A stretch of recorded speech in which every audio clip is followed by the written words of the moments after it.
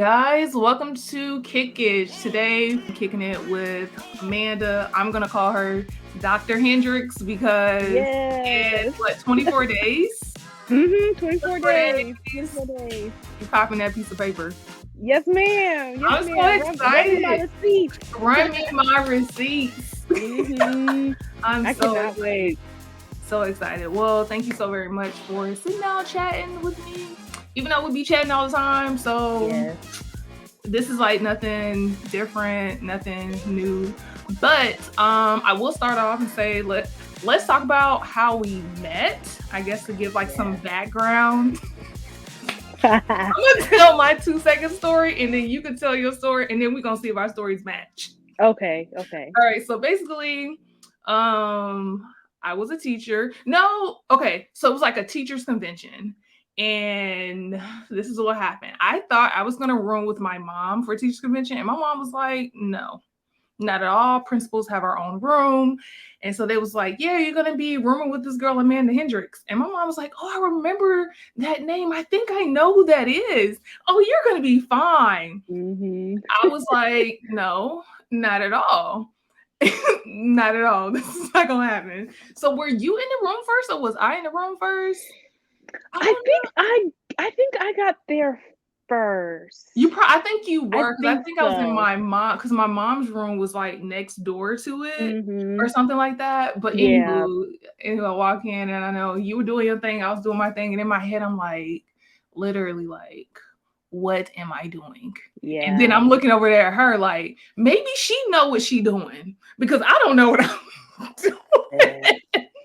But throughout conversation we get through teachers convention or whatnot, and I think I may mention to you like something like no new friends or something. I don't know, but I literally like I Yeah. was in that job because I was like it was really like my stepping stone to like my next move. And in my head I was focused. I was like, I'm not here to make friends, I'm here to get in, I'm here to get out. hmm That's all. So Exactly. I was Exactly. I like, understand. yeah, and I already have my hmm thoughts and my deeper thoughts about, the hmm situation. So I'm like, oh hmm man, this is real interesting. I was doing something hmm that I never thought I would do because Same. I never said I would be a teacher. Because my parents were the teachers. Yeah, I was like, yeah, I would never yeah. do that. But anywho, then I run into you at the mall.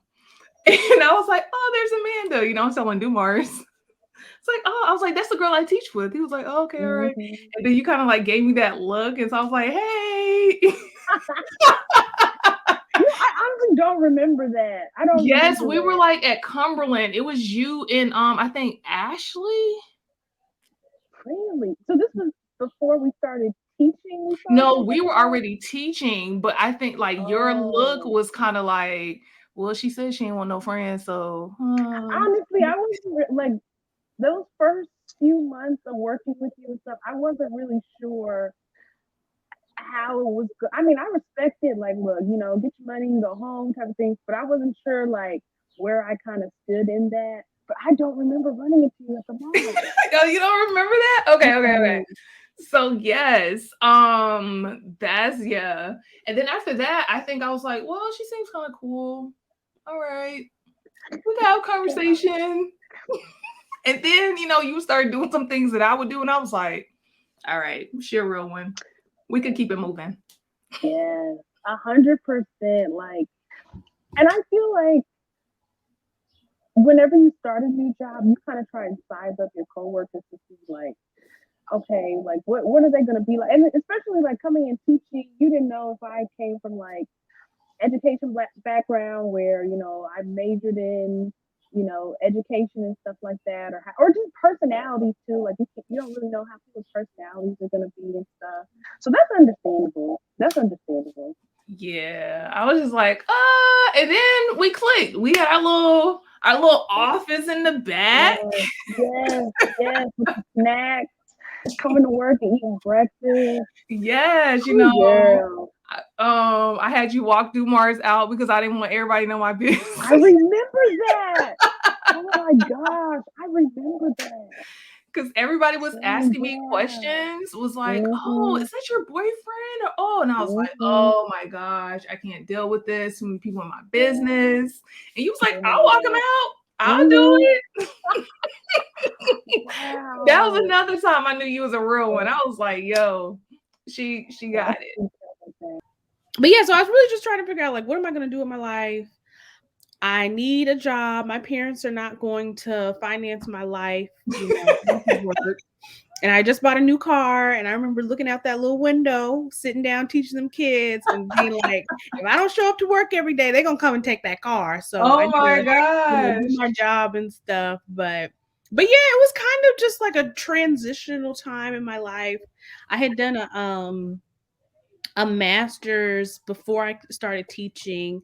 And I remember just going to class every day and thinking like, I'm tired of being in school. Like I want to, you know, go to work, be able to go home and, you know, have my weekends to myself, and not always be thinking about exams and tests and living in this bubble. You know, just I feel like I need to get some life experience. And it really, like, looking back now, it was such a valuable experience as far as like, because that was like my first real job and stuff. But it was very unexpected. Like I never thought about going into education or teaching, especially not teaching at the high school that I went to in Atlanta. Did not expect that. Never thought that would be my Same life. here. Same. Yeah. Did I tell you how I ended up like that? I There. think I think you told me how there was another teacher that you were subbing for. So not What you, happened? that's even far. So what happened Oh. was my mom was like, yeah, they've been asking about you, asking about it. I go up there to talk to the principal. And he was like, oh Mhm. yeah, let me show you. Literally, I walked into the math class, Mr. Floyd's Mhm. class, to look, because that's what Yeah. they was having science at. And then it Mhm. was like, oh yeah, can you cover the class? And I'm like, Teaching the kids calculus. Amanda, they were trying to keep me there the rest of the day. Yeah. I was like, no. And so they was like, oh, can you come back tomorrow? I was like, no, because I'm still working. Like, I Mhm. can't just come Mhm. tomorrow. Yeah. Yeah. Oh, yeah. Yeah. But you know, like talking to just I feel like that's a common thing in education, like across the board. No matter where you're teaching, what school, what county, what state, like new teachers, you kind of just get thrown in there and you have to figure it out. Like there's not a whole I mean, there is support and stuff, you know, different places and things like that, but yeah, it's a lot of like you get in there and it's like, wait, what? And like putting different people in subjects that like they're not like maybe you Yeah. didn't know that that's what they were going to be teaching and stuff. You know, it's like when I started working there, I was not trying to teach physics. Like I physics, barely passed physics, and y'all want me to teach right, this mess? right, right. So yeah, and like them putting you in a math class, it's like Man, algebra, what? I was like, Calculus. what? For me, chemistry was really hard for me Mhm, because that's why, like, sometimes I'd be like, yo, Amanda, show me how to do this so I can go teach it to mhm, my kids. mhm. It's rough. It's rough. Oh, man. But all right. So that experience, I think for me was the first time I started thinking about like mental health, Mm, because I didn't realize at the time a lot of stressors and everything from that job and a lot of things that was happening was actually like really, like yeah. it was bad, like Mhm. really bad. Yeah. Even like Dumars, he would just like say, I think at the time I didn't understand what was going on, but I Yeah. knew something was like to the point I was Right. sick, Mhm. like like sick. There's times like Mr. Cam would be like, go take a moment, like he would really just like really try to talk to me Mhm. because I don't think he knew either exactly what it was, and I didn't even know either. And then also mental health wasn't as big as it is now. No. So No, it not at wasn't all. like, Not oh, at mental all. health. But I Yeah. did the next year. I think you had left. This is when they had teachers convention in Chicago. They had a lot of series on mental health, and I started Oh, going to some of wow. those seminars, and I was like, oh, that's when I started identifying like, yo, that's me. I'm the Yeah. one who got the issue. Yeah. And so like when I know I asked you about 15,000 trillion times, like what majoring in, specializing in. And then when he was like, psych, I was like, okay, all right. Okay. So what made you choose that?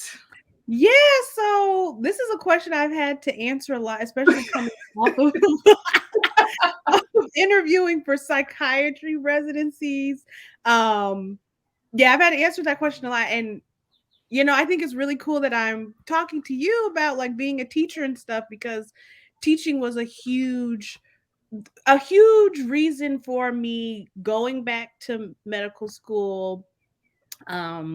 It really helped shape like what I was looking for in medicine, who I was as a person. Like that was a life-changing experience. But when I first started med school, I was going to do pediatrics. So before becoming a teacher, like if you told me I was about to do peds, I'd be like, wait, what? Because working with because I have 3 younger sisters, right? And so like I know what it's like to deal with kids and have to take care of someone and things like that. Mm-hmm. But working in the role as a teacher, you really, really, really That's have a different level. It's different. It's different. Like your responsibility day in and day out with like different kids and things like that, and dealing with their families and stuff like that. So but yeah, so I think I'm not sure if we talked about how like towards the end of me teaching, I thought about staying in education.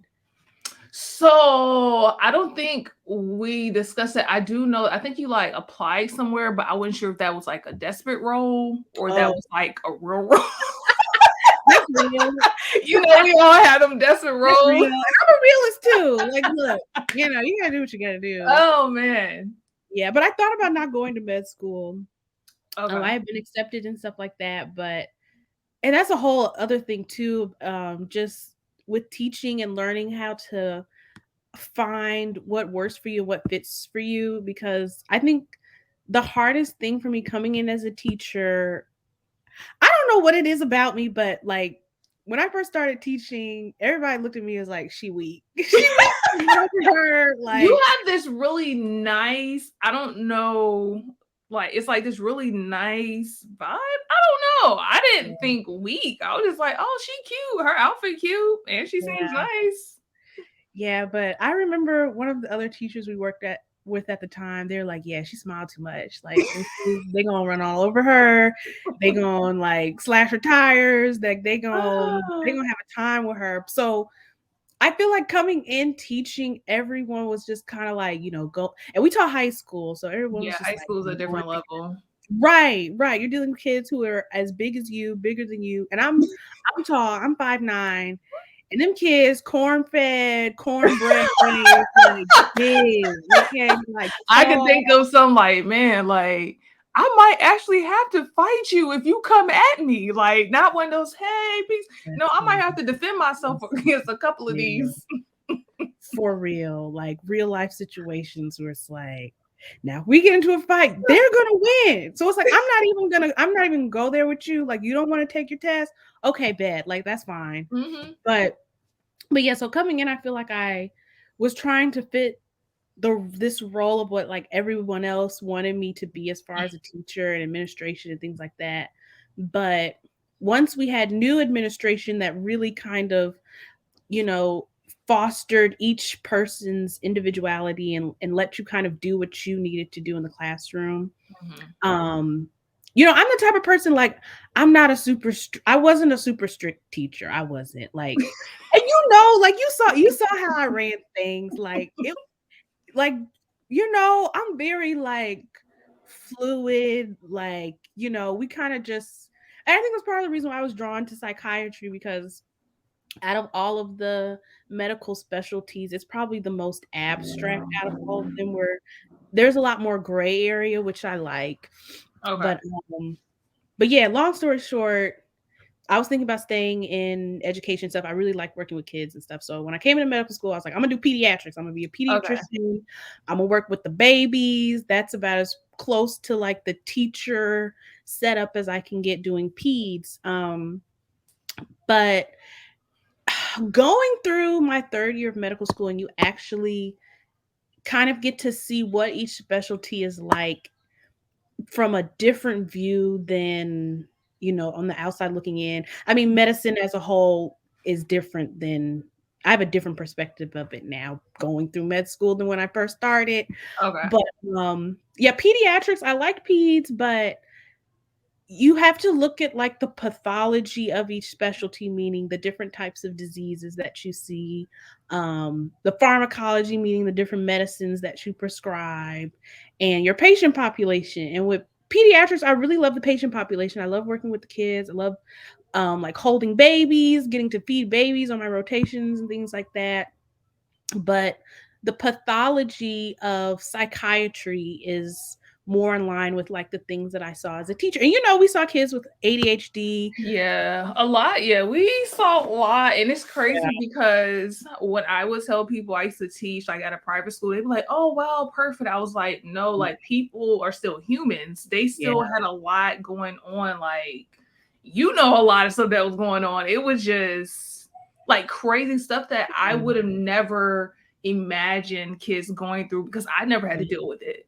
But people like, Mhm. "Oh, well, their parents or this and that." But Mhm. people still live real lives and they still have Right. a lot. Mhm. Like, because I had that one class with all the boys and I had the tables and they would lay on this like at the beginning of class. It's kind of like going to like a session. They would lay on the table, like laying on the couch, like just lay. And Wow. Yeah. each person would just like have their moment to say like what Mhm. was on Right. their mind. And I was like, yo, I never had to deal with this as a high schooler. Yeah. Like, Yeah. what? Yeah. It's a lot. And like, I don't know if you remember, and I'm not going to say names or anything like that, but I'm not sure if you remember an incident like where we had a student who was like having suicidal thoughts and like or maybe that was just my class, some kids in my Yeah, class, I don't but yeah, remember. so like having to deal with stuff like that Mhm. and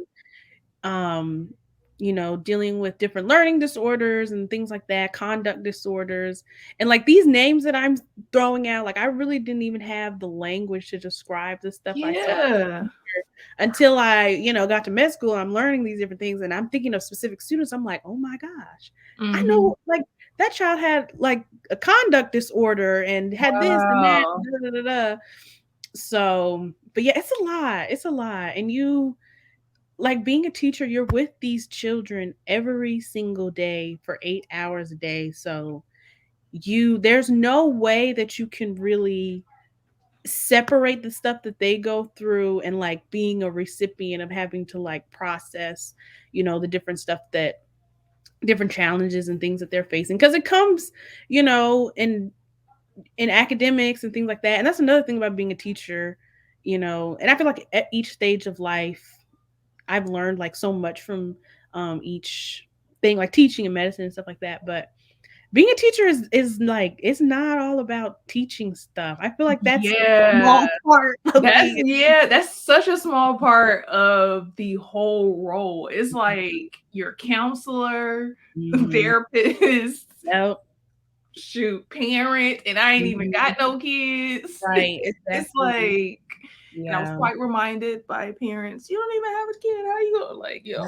Yeah, that was, oh gosh, But parents. continue on. Yeah, yeah. So, and I remember like when I first started teaching and things like that, I remember thinking like, man, I didn't go to school for it, like elementary or not elementary, secondary education. Like I didn't take psychology classes to understand how Mhm. to, deal with these kids. And I think coming in, I saw them as like, oh, they're teenagers, they're like mini adults. I'll kind of just like teach it like how to, and coming out of college, I'm like, oh, I'll just teach you like how I, was taught in college. But there really are children, bless you. Yeah.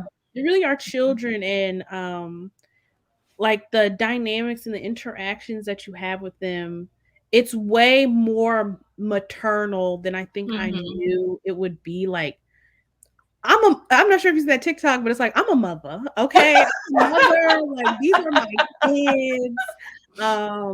So it is an experience that I feel like fully cannot be understood unless, you've also been a teacher. And Yeah, so but yeah, that's why I decided to do Okay, psychiatry. okay, okay. So do you I guess I know you and we've been talking throughout your, your med school journey and just like different trials and everything that you've gone through. Can you like I guess I'm gonna let you choose what you want. Yes, yes, yes, of But I know like course. there's been some times where you're like, yo, I'm going into school to be a therapist. Is that the correct term? Because I want to make sure. Um, well, psychiatrist. A So psychiatrist. Okay, yeah, because I so know the difference, but go ahead and share the yeah, difference because I just learned the difference when I text you. It's yeah, like, yo, I'm looking for a therapist. right. And I've had a few other people kind of ask me about like, oh, can I come see you for therapy, or can I have someone come see you for therapy? And psychiatrists, there is a psycho. We call it psychotherapy. Psycho Okay. just meaning the mind, but there is a psychotherapy component. But you being like the big difference between a psychiatrist and like a psychologist or a therapist is we do a lot of medication management and like taking care of the like the medical aspect of psychiatric drugs, so like antidepressants, and when I say antidepressants I mean medicines that help you with your depression, or people who have like schizophrenia or other psychotic um, issues, those medicines as well, kind of making sure we pick the right medicine, we pick the right dosage, Mhm. we manage possible side effects and things like that, and make sure that um, the patients, not only that their symptoms are being resolved, but also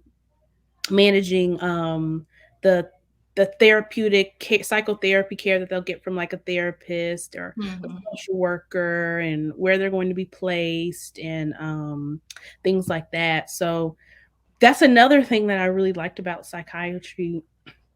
When I did my rotations in Memphis, it was so awesome to work with the homeless population in the city, and like people that you would see driving down the street, being able to care for them in the hospital.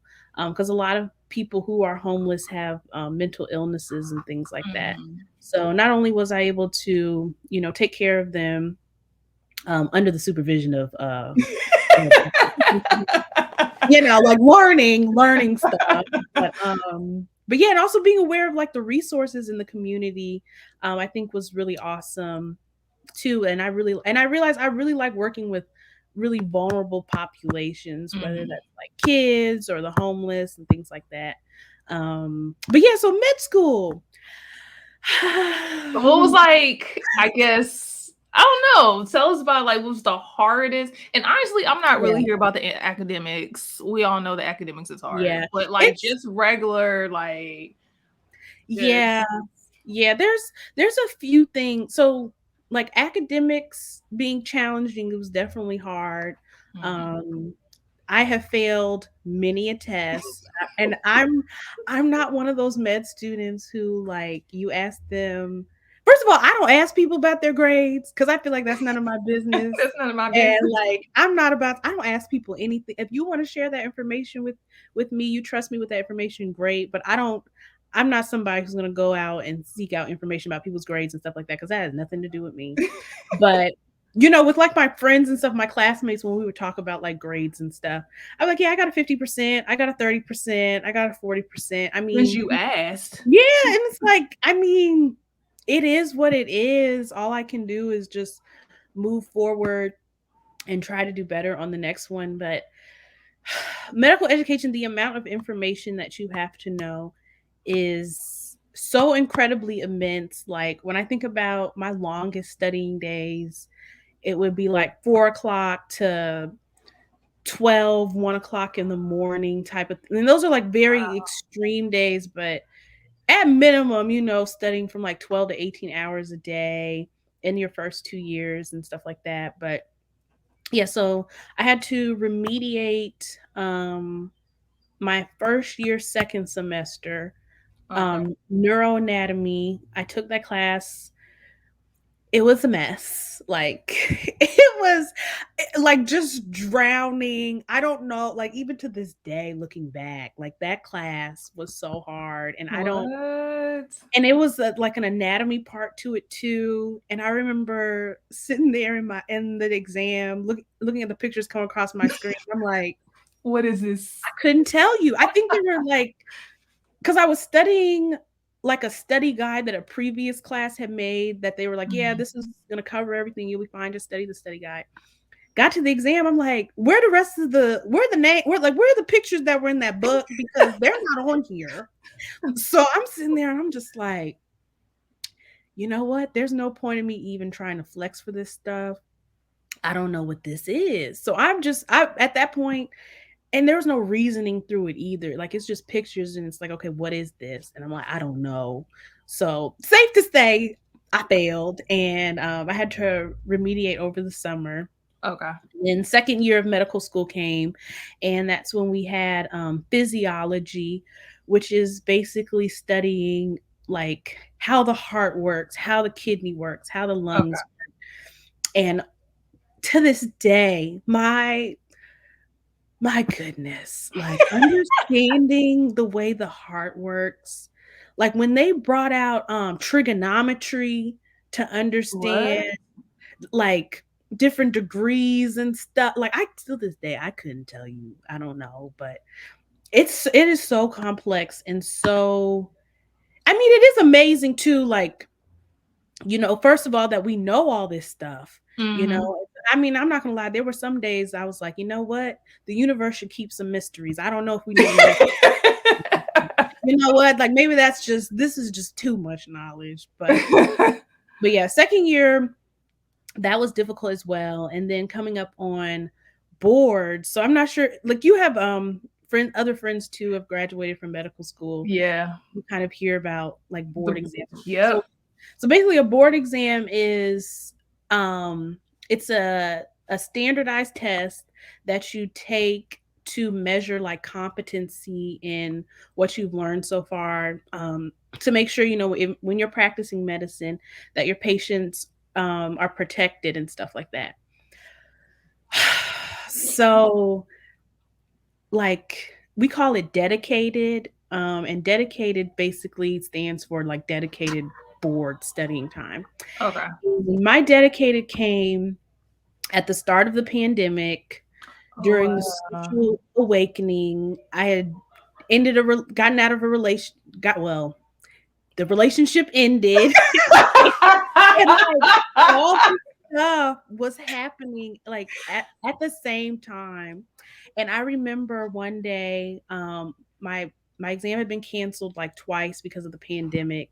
And like nobody really knew what was gonna happen. We were hearing different things like we're gonna be graduating later. We were hearing that we're gonna be graduated early because they need more doctors. That was just like What? I was like, I don't need to be in no one's hospital, not adequately trained and stuff. But then there was just so much uncertainty and like Yeah, it mental, was for everybody. yeah, like personal issues too. And I remember sitting in one of our wellness rooms and I was praying and I was like, God, if you will just let me sleep for 30 minutes, like just praying for like rest because I wasn't sleeping. Um, it was terrible, like just a terrible, terrible experience. So when it came time for me to take the exam, my test had gotten canceled so much that I wasn't able to take it in Memphis, where I was going to be finishing medical school. I had to go back to Atlanta and take my exam. And I remember like getting towards the end of the test and like I couldn't even see, like looking at the questions, everything just started to blur and I'm just clicking stuff just trying to hurry up and get out of there. But I ended up failing by 2 points. And thankfully my school, like med school is hard, but I will say like the medical school I go to is extremely supportive of their students, especially with like academic issues and stuff like that. So they were like, you know what, go ahead and start your clinical rotations and seeing things in person and being able to Mm. take care of patients and things like that. We believe that'll help you. the next Okay. time you take it. And it did. It's different to see, practice questions and stuff versus, you're seeing patients every day who have these issues. It helps the information to stick. Yeah, I know. I'm a tactile person. If I can touch Mhm. it, I can do it. But if you just Right. reading it off to me and making me, I can't. That's not gonna work for me. Yeah. Yeah. And especially, I don't know. I know there's been like some studies, and so I don't want to say anything that's inaccurate, but Black people, we struggle with taking exams. Like, I know in the past there's been like with SATs and things like that, questions that are worded in a way that certain groups of people wouldn't even know what they're talking about, or I'm not sure what it is, but we just, and I'm not trying to say like take away from each person's individual issues and things like that, but me test taking. Yeah, I'm not a good test taker. Like, I can tell you about it, I can show you, I can demonstrate it. And I think you were there when I was doing a science fair and I had this one student bombing every test. And like, Yeah. I really actually felt for him because I understood. Mhm. Like, but in talking, every time, like, if he failed a test, I'll be like, hey, come on, let's sit down, let's talk. And Mhm. he could explain it to me and show it to me, that I was like, that works. Like, I'm not Right. about to sit here and hold you back over Right. no written test because it's not, Yeah. processing in your brain that way. And Mhm. I had the science fair, Mhm. blew out of the water. Like, Dumars is one of the judges, and he, like, without him even knowing the background, he was like, this is dope. Yeah. Like, who Yeah. builds this type of stuff? And he was able Right. to explain it and show it. That was, I think, the best science fair project I've ever seen. Wow. That's Like, amazing. straight up. And so I'm Mhm. like, yeah, there you go. Because he understood the information, but just differently. And I Wow. know what you're talking about because I saw this thing. It was saying how the reason why I guess Black students don't do as well is because some of even the language that they use, like if Johnny and Bobby is together and they're outside of their white picket fence, Mhm. like, who got a Right. picket fence in their Right. yard? Right. What is that? Exactly. We Exactly. know what a fence is, but what's picket? Right. Exactly. So Exactly. it was just saying that some of the terminology used is not consistent with culture. Right. So Right. that's just what I read. I ain't an expert, so I don't want nobody coming down here Yeah. like, you said Yeah. No, no. And that's exactly what I'm talking about as well. Um, at least for me, I didn't really understand, or I wasn't using the right method of studying. Um, that. Okay. going like reading textbooks is okay to a certain extent, but when you get to these standardized exams that have so much information, it's impossible to know everything. So it's so important to do practice questions and to focus on like recall and retention of information Mm-hmm. using like flashcards and stuff like that. So the second time I took my test, I probably did like 10,000 or something practice questions, That's cool. and yeah, and then like thousands of flashcards using this thing called Anki, which is the software that focuses on like time lapse recall, because over time you're going to start to forget things if you don't keep seeing them. Yeah. So, but yeah, like practice questions, practice questions, practice questions, like that's the Okay. key to do, especially when you're studying something with a lot of information on it. But yeah, so also in my third year too, besides academics, still the pandemic was going on, and that's around the time that we had like that second wave, from like this November to January of 2021, I believe, is when I was on my internal medicine rotation. And just seeing people like literally suffocating to death, and Really? having to have such a close proximity to people dying and things like that is something I feel like you don't really hear talked about as much, or you don't, well, I didn't really think about as much when I went into medical school. But I remember going to the park one day on that rotation, and I literally started crying because looking around, it had been so long since I'd seen people living life and being happy. You're Oh just constantly wow. seeing people in the hospital. You're Yeah. constantly seeing people dying. You're constantly seeing people sick. And I think from that experience, just moving on into, residency and things like that, it's so important to make sure that you're taking in the good parts of life, because being in Okay. medicine, you're dealing with, people on their worst day. You're dealing with, the body breaking down and the things that can go wrong constantly. Even in psychiatry, you're dealing with mental illnesses and a lot Hmm. of pain, a lot of suffering. But I think it's really important, and any other field too, that you're dealing with a lot of pain and suffering, to make sure you're making time to remind yourself about the good things that happen in life, and all the beauty that there is, because being in that type of environment, all the time, and you're studying it and you're learning it, and it is a privilege to help people, Hmm. um and things like that too. But you know, for me, I think it had gotten to a point where it's like that was all I was seeing, and then dealing with the uncertainty of the pandemic was really difficult as well. So,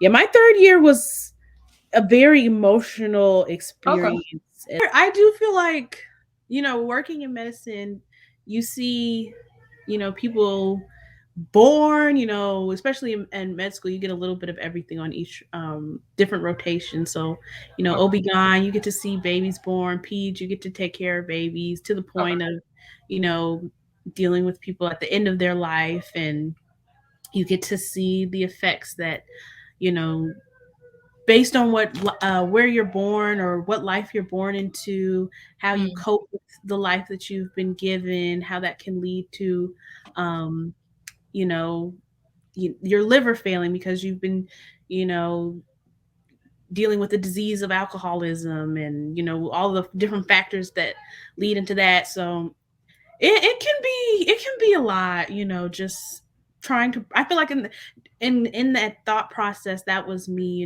trying to um process all of the different things that I was seeing as well. Okay. Okay. Yeah. Okay. Okay. So my next question is a therapist for a therapist. Yes. Did you utilize therapy as you were trying to go into psychology?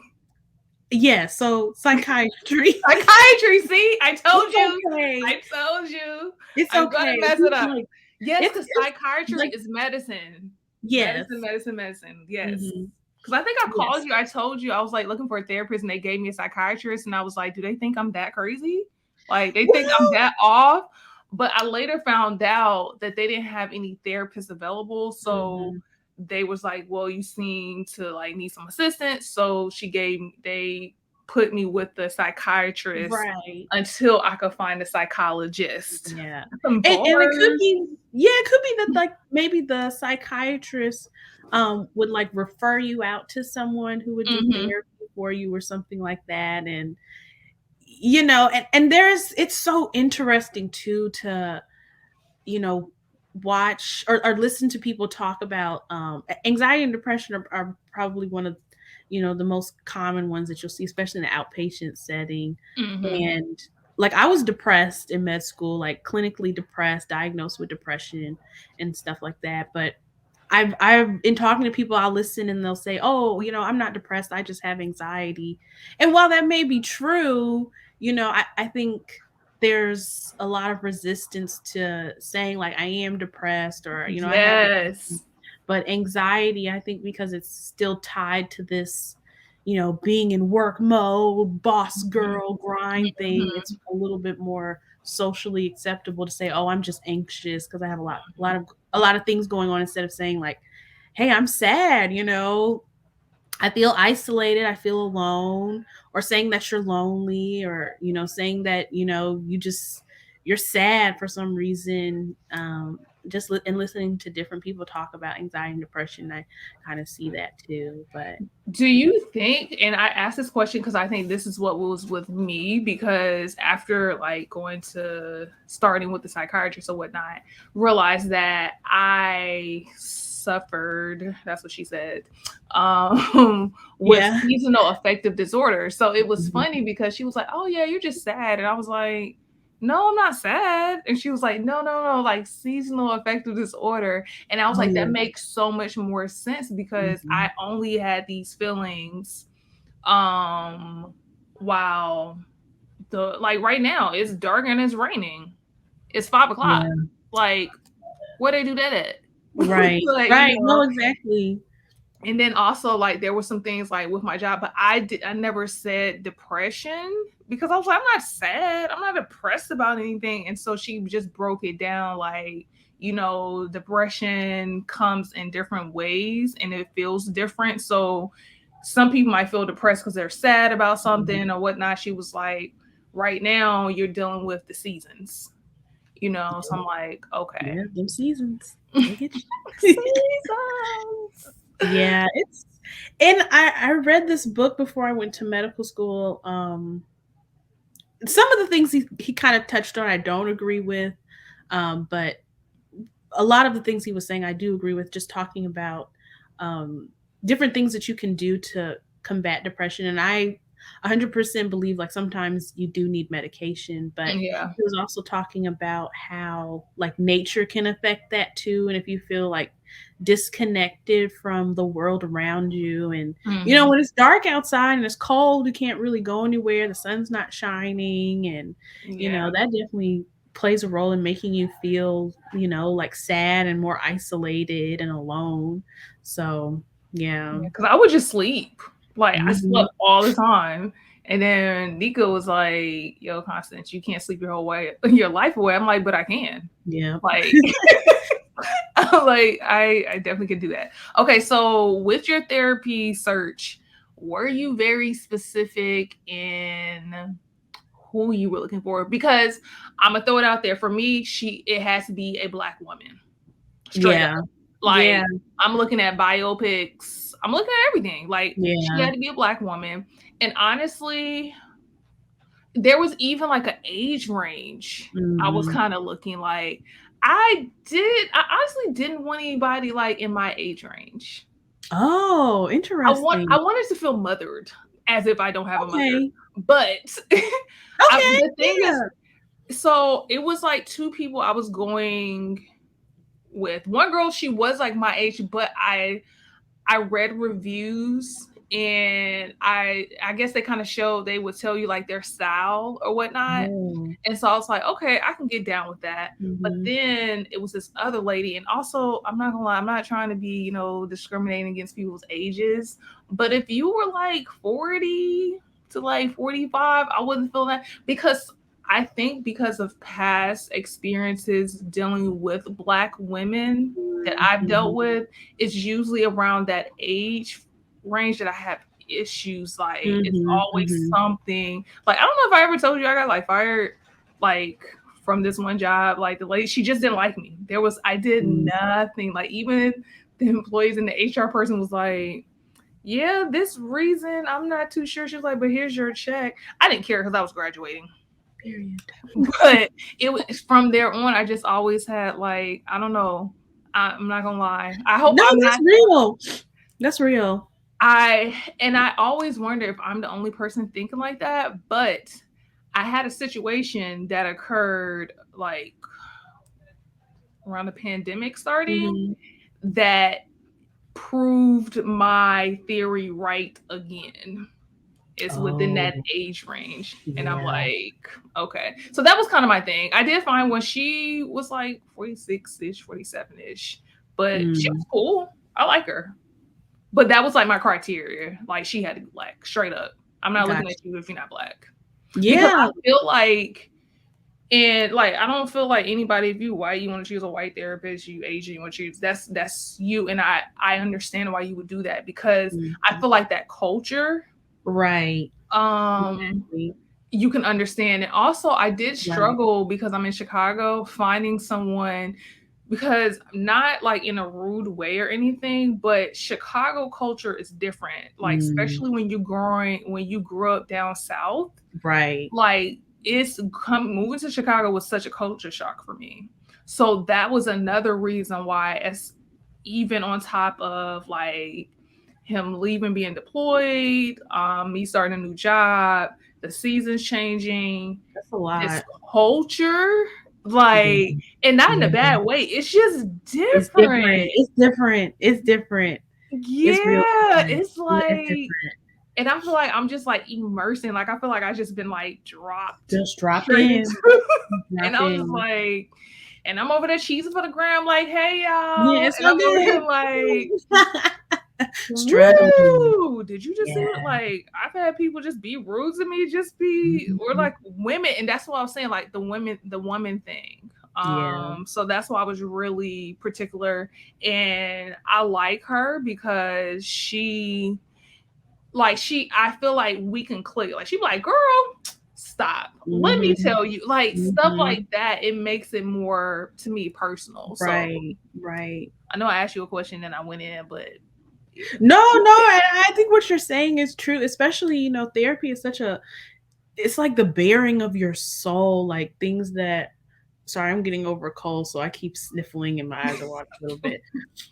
But yeah, it's like the bearing of your soul. Like you talk about things that you've never told anyone else, thoughts that have only lived inside of your mind. So you want to be with, a therapist that as much as possible makes you feel comfortable and things like that. So I think that's definitely understandable and understand and I like what you're saying about, Chicago culture versus like Southern culture and things like that. There's like even though we're all black, there's differences between, Yes. you know, black people up north, black people in the south, black people in Georgia versus I black learned that in people. college. Yeah. Like that's when it really hit me. Like, okay, we all like, going to HBCU, we all brown Mhm. skin, but we're told like the Right. backgrounds, the cultures, everything was so different. That was Mhm. like one of my first culture shocks because I'm Yeah. used to dealing with the Southern black folk. Yeah. you know.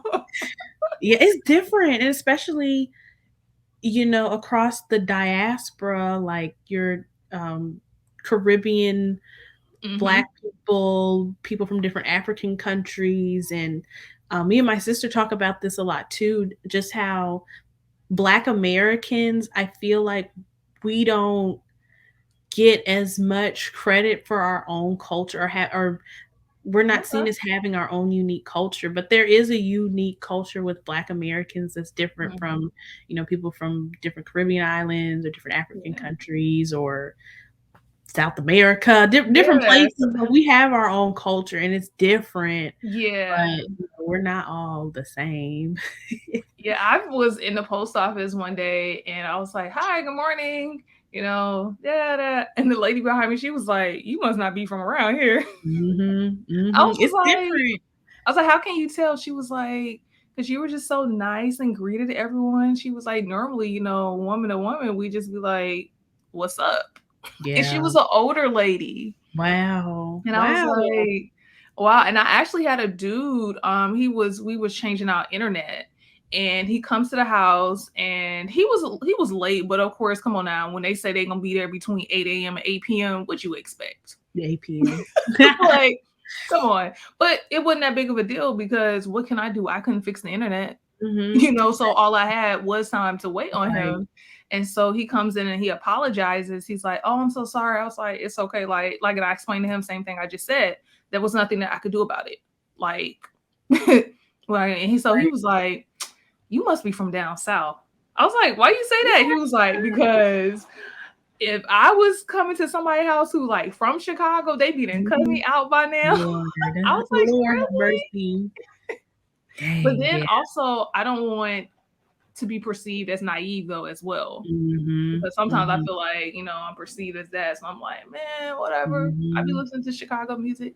Okay, don't let the smile fool you, okay? I will, I don't know, do You know? something, Oh but man, oh man, oh man. But yeah, that was a good point about African American. Like we have our own culture because I feel like we're always trying to be tied to something else. mhm, Like, oh, yeah, you must be Haitian or you must be, are you from you African descendants? Of course, like, yeah, we do have that right. trace in history, but like you said, we do have our own culture as well.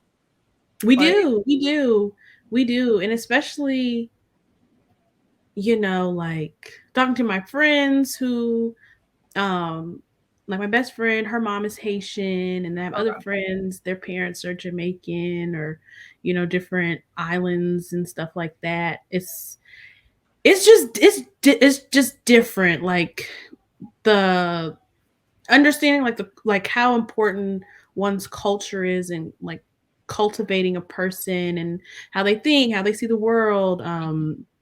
The things that make them feel comfortable, the food, different environments and stuff like that. I just feel like Black Americans, we have a unique history too, that I feel like Mhm. when you understand that history, you kind of understand the state of Black Americans, especially Black American men as well. And it's not, I don't know, like, especially like in medical school, when you talk about social determinants of health and things like that, just grouping all Black people together isn't fair, because you're missing out on understanding, like you said, with having a therapist who understands your culture and things like that. To Mhm. better help someone, you need to understand, where they come from and stuff. So yeah. Yup, yup.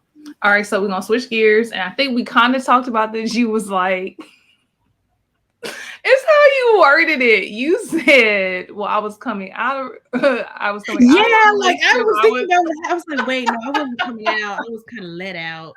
So Uh how is okay? And I asked this question because let me just break it down. I have a background. I got my bachelor's in biology because let me tell you something. Homegirl was going to be a pediatrician. That's what I told myself. Then I actually did. I don't know if you ever heard of I think it's the H Myth. cup, whatever it is. It's Oh, I'm a Harry. at Meharry. The Yes, MCAT program. Yeah, I did that too. yes. So I did that the summer before going into college, Mhm. and you know what? The Lord was telling me, "I'm trying to show you, but you don't want to listen." Listen, you be giving signs. You be I giving me did signs that, too. Yeah, it's girl. like, I did that program, and I was like, yeah. but then I was like, nope. I was like, Keep this ain't gonna pushing. deter me. Keep I can pushing. do what they say, I can do hard things. I can do hard things. I can Yes, do it. ma'am. Yes.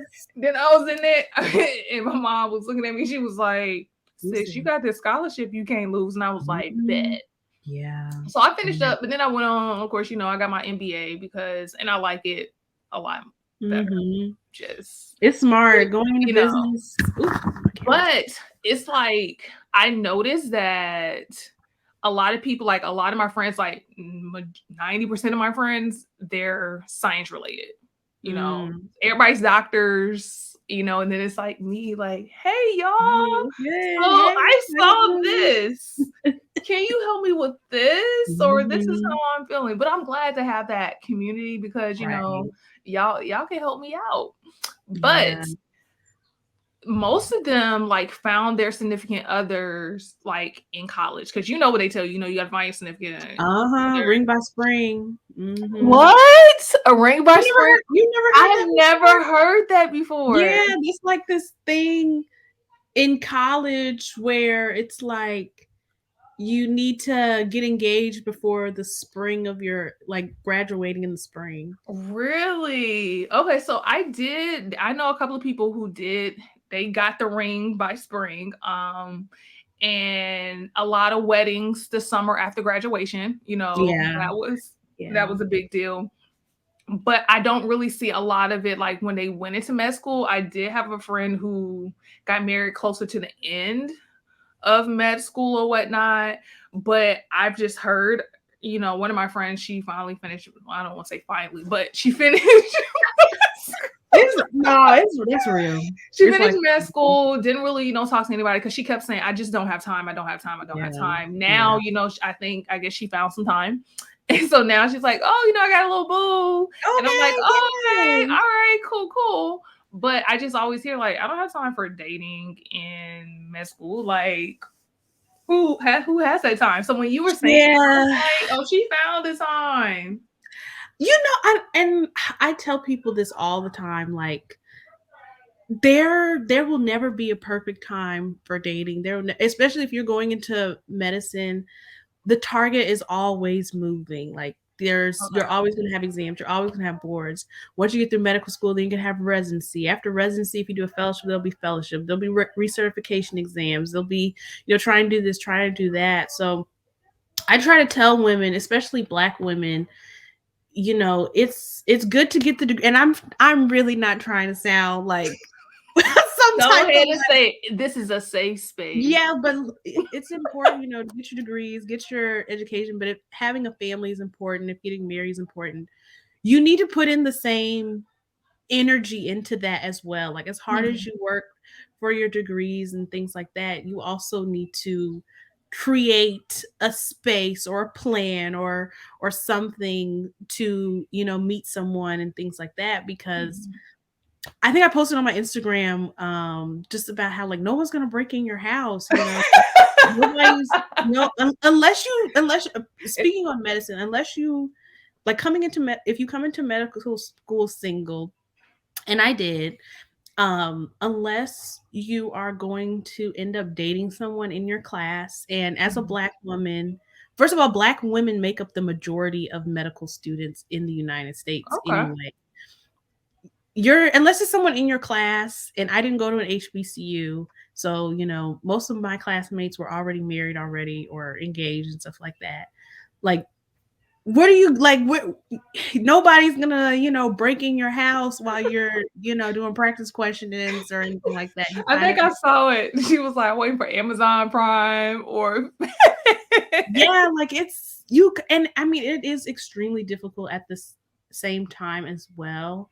So I dated someone during my second year of medical school, and looking back now, I would say your first and second year, you kind of have more time because you're not having to be in the hospital working and then also studying in the evenings. And then I also, after that relationship ended, I dated some in my fourth year of medical school, which also has a lot more free time as well. But after that relationship ended, I was just like, I'm not going to be able, like, there's no way I'm about to have time to date anybody, because my third year of medical school, I was studying for my retake of board, still taking shelf exams. So basically like studying for 2 board exams at the same time, being in the hospital and stuff like that. But once I finished third year, I kind of had more time to date as well. So I don't want to say like sacrifice your education or anything like that and hopefully, if you're in a relationship, that relationship will, be a point of support and, add to you being in medical school, won't take away from it. And that's important as well. Like, we're humans, we're social creatures. You need companionship. So I'm never one to tell women, oh, don't date in medical school. No, like, get out, meet people as much as you can, be open if someone is pursuing you and stuff like that, because the perfect time will like literally never happen. And another thing, oh, sorry. Oh no, I'm just agreeing with you. Yeah, and another thing, I think educated Black women sometimes, can get in this mindset of like, oh, everybody's intimidated by me. No, they're not. Like, and I'm not saying I'm the most like expert in dating, but just from my experiences, like, the first and foremost, like, who are you as a person? People want to get to know you, and just stay open, I think, is really important as well. But yeah, it's hard. It's not easy, especially like coming into medical school single. And I'm giving all this advice. I mean, I'm not dating, I'm not married, I'm not dating. Let me say something exclusively or anything like that. If all these people who marry, divorce, relationships, whatever, if they can be relationship experts, this is your platform. You can say whatever you want to say, okay? All right, because folks be buying into it, like we can even look at the whole Derrick Jackson thing. Oh my gosh, yeah, that like everybody was feeding into that, yeah, and then it blows up, and everybody's like, wait, what? Like, oh my goodness, what happened? Yeah, like, even though I ain't gonna lie, I wasn't surprised. But I mean, I don't wish that on nobody, but I wasn't surprised. But I don't, because we see a lot of that now a days, just like the relationship experts and like the mhm. podcasts and things like that. And I don't know. I feel That's like I yeah, feel like people are so much more nuanced than, and I'm not into putting people in, like, listening to like the male podcast people, the guy saying, "Oh, all women are like this," and like the women saying, "All men are like this." yeah. Once you get into that mindset, I feel like you really close yourself off from There's potentially nothing that you meeting can tell me. someone, Yeah. with that type of mindset. I feel like is not. It's like, are y'all like? It sounds like I feel like it's a lot of pain, and so Yes. centered around like these Yes. See, people. and that's when they will need a psychiatrist. Yeah, yeah. It's like it's time to talk to someone about this because we all have issues, we all have problems, but being on any platform, you really have to think deeply about what you're saying if you're going to be influencing people. That's Yeah. like a serious position to put yourself in. But yeah, people, I don't know, and I'm not an arguer. Like You're from like, me being you can here, have it. yeah, I'm not like so, but I don't know. It's a lot of hurt people, a lot of pain, and Mhm. with the Derek Jackson stuff, I've seen that too. Maybe not. I don't know if I've seen it as much, but like the pandering to women too type of thing. I mean, some of the stuff he said was true, but Yeah, but to just like, I me, don't know. I think that's because I started seeing him back when I think I was living in Huntsville or something. And I Mhm. was like, so the first couple things, I'm like, okay, he got a point. And then when it just keeps coming, I'm like, Yeah, wait a second, yeah, wait a second. And yeah, that's to me, I'm like, oh, somebody must have been hurt. But I'm not an expert. I'm not here to say yeah. who been hurt, who not hurt. But I Um, will say, going back to how you say that you entered medical school single, it is a lot harder to find a significant other after that 4-year degree. yeah, Unless you I go back to school, unless you go oh, back to like, like, after Oak, like, yeah, after like college? after Oh, college, you're like talking about unless, undergrad. yeah, undergrad, Oh, unless okay. you're going into another pool, Oh, it's yeah, for sure, hard. Like, for sure, for honestly, sure. I Yeah, I don't know where I would still be. What they say, I sinking like deep the into the worst dark and like, peaceful shore. don't get sent back out to the streets. Like I would have still been out here. In the I can't streets. remember what's the term I'm trying to say. But anywho, Yeah. like I met him in grad school.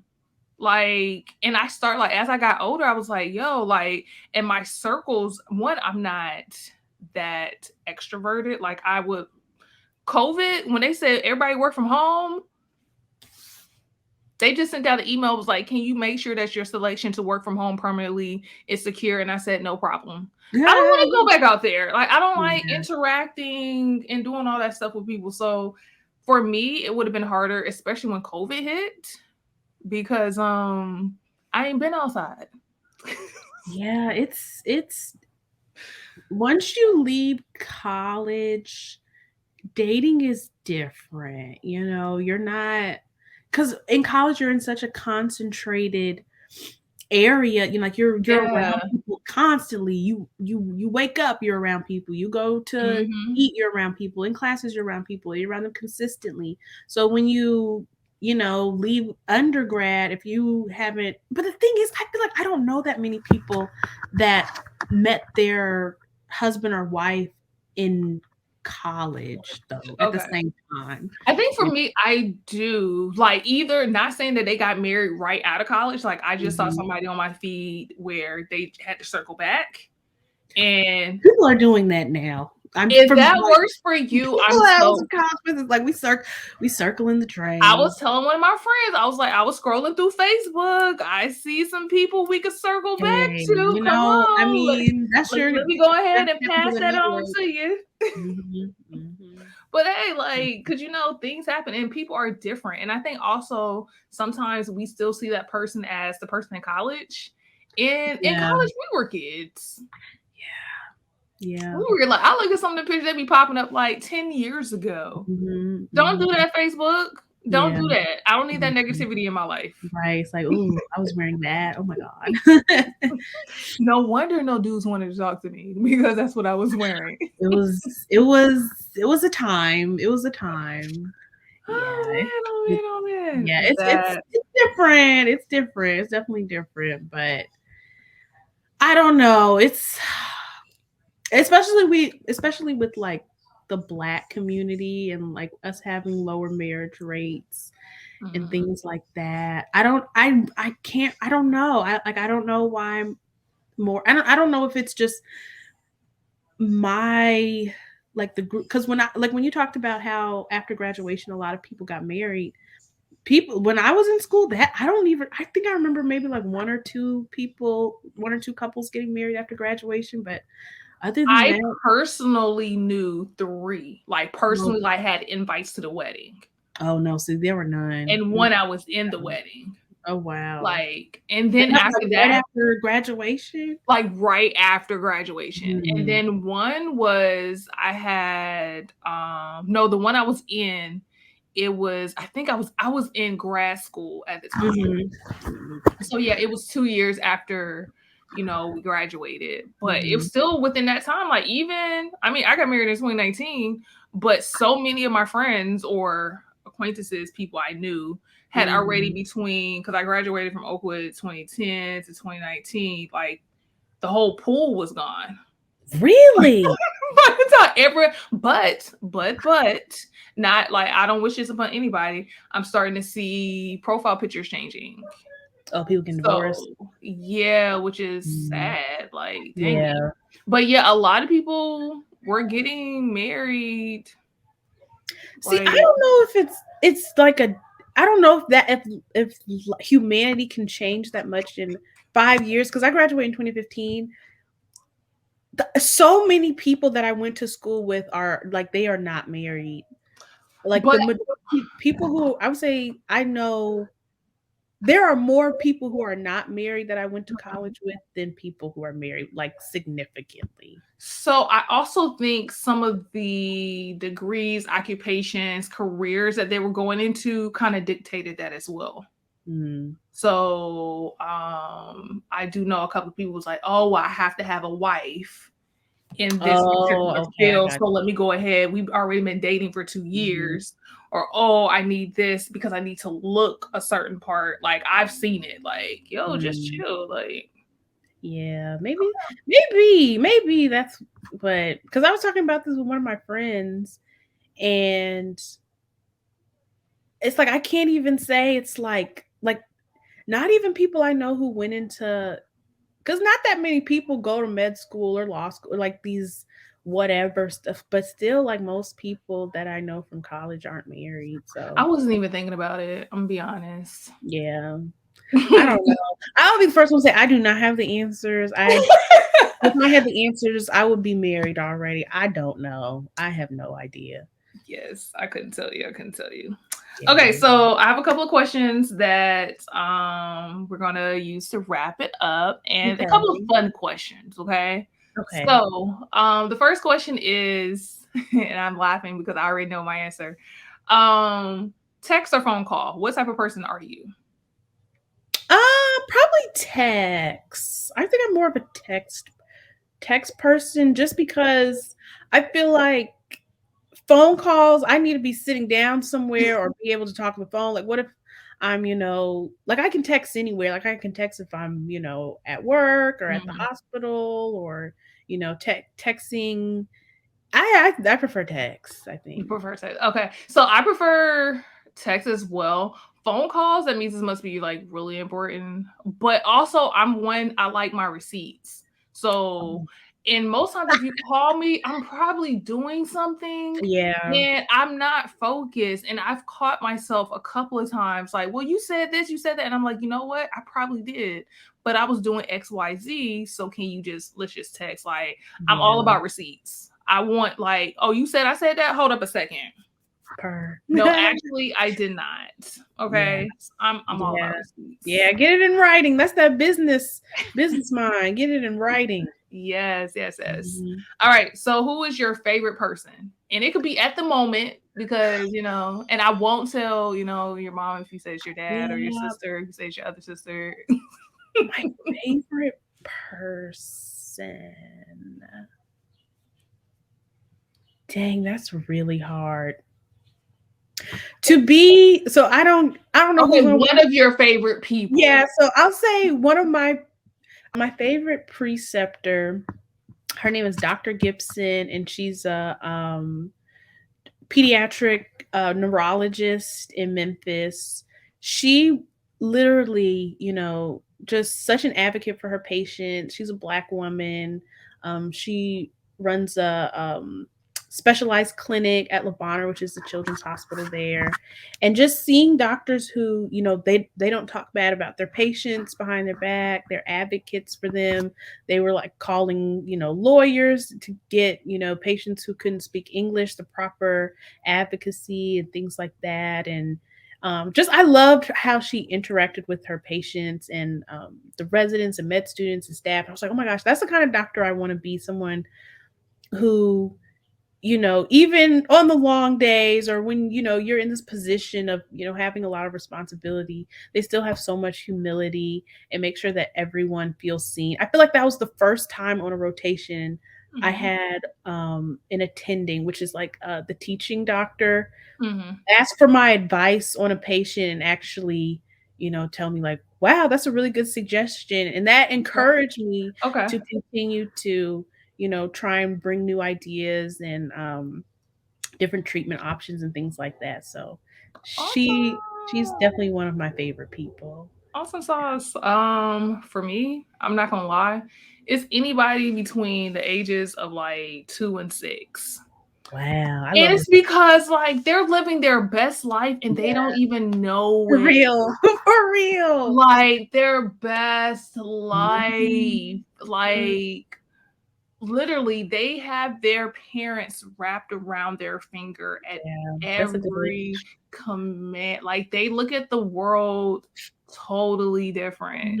They do, they do, they And do. everything is so huge and giant to them because Yeah, they're so little. And right, Dumars right. and I was talking about how they can fall off a bike and just like scrape their legs because they're Mhm. so close to the ground.